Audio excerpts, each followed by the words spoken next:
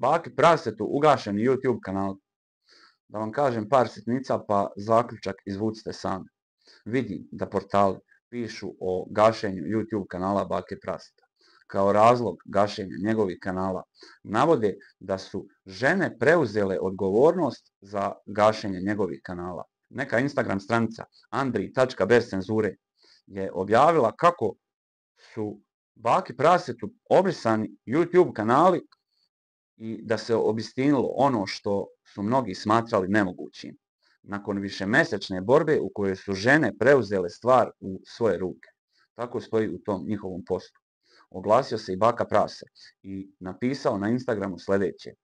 Upravo su me obrisali sve kanale na YouTube. Ne znam ko, ne znam zašto, javljam ako saznam nešto. Završen citat. Vidite da ja moram da navedem i kada citiram nešto, jer to nije moj sadržaj. Ja ne uzimam bilo čije slike, ne uzimam ničije snimke, jer znam pravila YouTube-a. Ovako, samim tim što Baka Prase piše na Instagramu da ne zna ko i ne zna zašto mu je neko obrisao YouTube kanale, u meni budi sumnju. U stvari nije sumnju, već ja znam sigurno da nema šanse da YouTube nekome obriše video ili ugasi kanale, a da ga prije toga ne obavijesti o tome.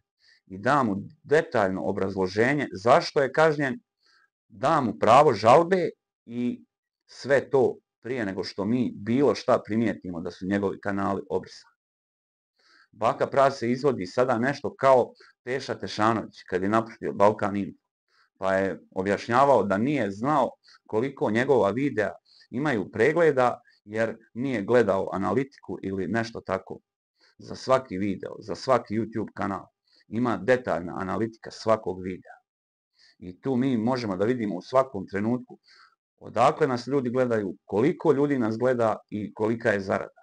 Nema šanse da su Baki Prasetu ugašeni kanali, a da on prije toga nije obaviješten o tome.